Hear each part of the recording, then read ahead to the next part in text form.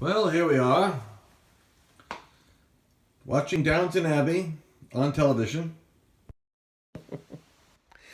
And must tell you, as I'm walking through the house here, by the way, would you like to see what my desk looks like? This, my friends, is my desk. And this is my reading material. Catching up there. And that's just one desk. You might say that I'm an information, consumer. It's the best way to put it. And now, songs with Lance at the piano. Oh, we'll just sit down here and sing to you a few songs.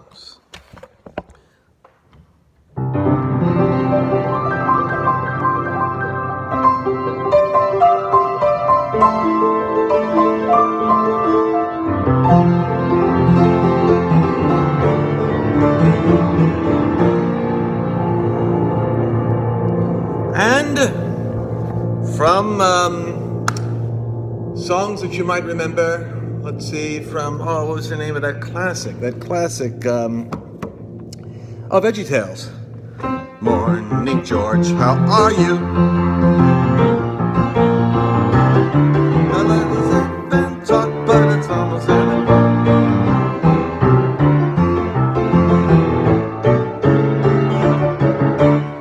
Do you guys remember the song about the chocolate factory?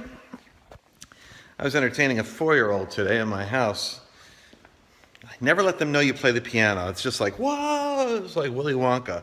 They go wild. They'll never forget it either. Every time they see you, they want you to play. And then they spin around and dance. And then they get all excited. And then the next thing you know, they want you singing all the time. Okay, you're probably wondering about the football game. That's a natural segue.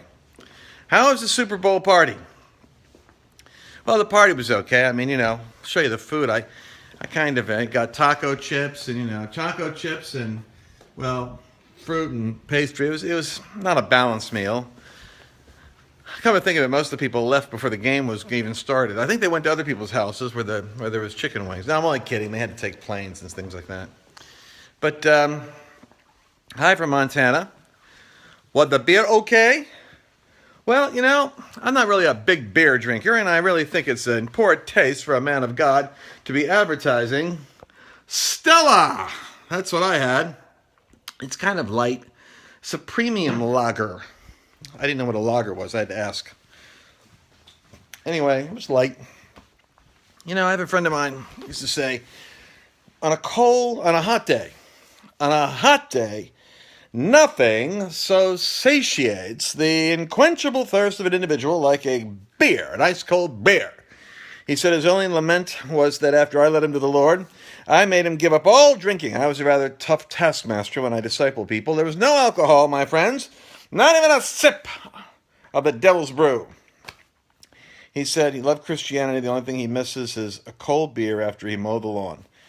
To think that I robbed this man of a cold beer, and today it's not even hot outside, and I'm having a beer. But I was having it for Super Bowl Sunday. Anyway, we had people coming and going. And anyway, so let's go to the loss of the Panthers. Let's cut right to the chase. Now, I said, the prophecy was that Bob Jones said, when the Panthers come to Charlotte. The Lord told him the Panthers are coming to Charlotte, and first Bob told me that racism was coming. And then he said, no, wait a second, it isn't racism, it's a football team. But isn't it amazing he heard? Now, Bob wasn't wrong.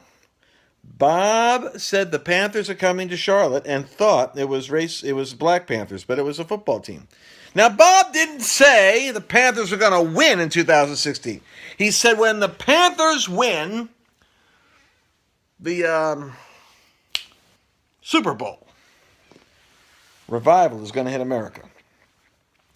Well, have you ever heard of a football team that goes in and almost wins, and then comes back again a year later and wins? Maybe America right now is in a crisis. I'm saying it and I'm sensing it. We're in that crisis. We can go one way or the other. People, this election year. To listen to a lot of Christians, I mean, my gosh, they're just absolutely clueless. They don't get how fragile the situation is in this country. They're not even, half of you aren't even mobilized to vote. If you aren't registered to vote, You're a goofwad. You're just nutty. You need to deal with it. You got to get registered to vote. I don't care if your state is overwhelmingly Democrat or Republican. You've got to participate and exercise your prophetic power of planting a seed into the system. All of us need to be able to vote and participate in that decision.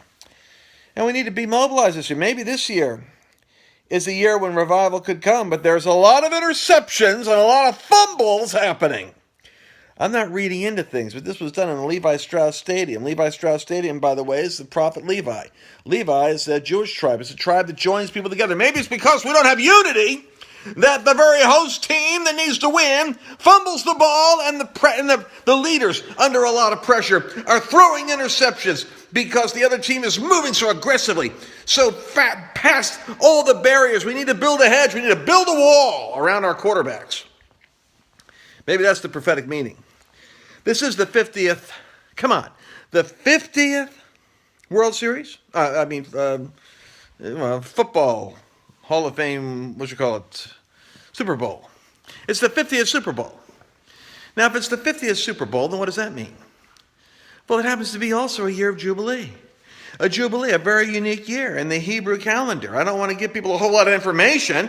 5776, the Hebrew year 5776 right now, happens to correspond to the 50th year of Jubilee, meaning it's exactly 50 years. Is it a coincidence that Levi Strauss is hosting America's most intense prophetic symbolism of entertainment exchange in an arena which is the 50th game in the year of Jubilee, which is the 50th year since the last Jubilee? In the year of Jubilee, debts are forgiven, releases come. And what's Peyton's number there? Now, I think there's symbolism too of the older man, he was not that old, like I'm old compared to him. But the older man, the oldest man in the game, won. I think that's pretty cool, because it speaks about the older generation. But if we were to take this thing and just break it apart, the year of Jubilee, the 50th year in Levi Strauss Arena, the prophet said, Panthers are coming, and the Panthers, when they win, revival's coming. Well, I think the Panthers have come, and the Panthers are close. But we're going to have to really lock our shields together. Maybe the Panthers will go in again next year, maybe to be a year of revival. And maybe it's a symbol that revival is a tenuous and elusive thing, because it requires that there be alignment protecting the men of God that have to make decisions in order to carry the game. And if we're not protecting them, they'll get sacked, they'll get taken out, they'll get knocked down. Infirmity, in delays and distractions and sicknesses and financial battles, political battles, spiritual warfare, personal issues. Maybe we need to raise up that wall. Maybe there's a little something in there for us to look at. But Bob Jones said, when the Panthers win, revival's coming to the land. We got close. Anyway. So that's where we are tonight. That's my thoughts. I did share with you earlier my Super Bowl supermarket surge. And I'll be thinking about this, but I really don't look at the Super Bowl as being an indicator of, frankly, what struck me as interesting was after the Broncos won, the number of guys that had their arms wrapped around each other with their knees bowed, and they were praying and thanking God. There are Christians on those teams, and there's Christians on both teams. So I don't really think it's such, this is a, God's on one side or the other. I think God is speaking through. It's like God speaks through the heavens. I don't think he likes Jupiter and doesn't like Mars. I think the heavens speak. And I think games are speeches, and they speak to us prophetically, and it has nothing to do with which side God likes or doesn't like. But there's revival in the air. There's revival coming. There's a great moment in the life of Julius Caesar when he lands on the coastline of Africa, and as he lands, he slips and he falls. And to his soldiers, it was a bad omen, and they gasped, because as superstitious soldiers, to slip on the first foot that you put upon a continent is an omen that the continent might make you fall. Julius Caesar, he landed on the ground. And like this, he grabbed the earth in his fingers. And he said, I've got a firm hold on you, Africa. I've got a firm grip on you. And they all heard him say that. He got back up, dusted himself off, and had a brilliant, Caesar-like Roman campaign that made him famous. He wasn't superstitious. His soldiers were. Let's take a firm hold of the soil of America. Let's believe God that we're in the midst of something big and that we're going to see incredible decisions made this year that are going to result in the advancing of the kingdom. And that next year, who knows, we might be sitting here having another conversation.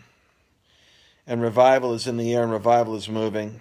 And Charlotte or Carolina is back in the game again.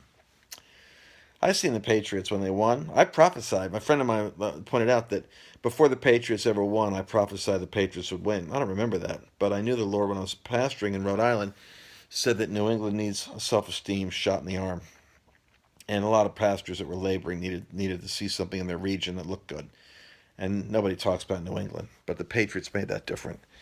So in the name of Jesus, I encourage you. This is going to be a very good year. It's already begun. I'm telling you, stuff has changed in so many ways, in so many delightful ways. And take hold of the ground. Get a firm hold of the call of God. And you're going to see great things happening. All right, that's all for now. I love you. I'll talk to you again tomorrow. Bye-bye.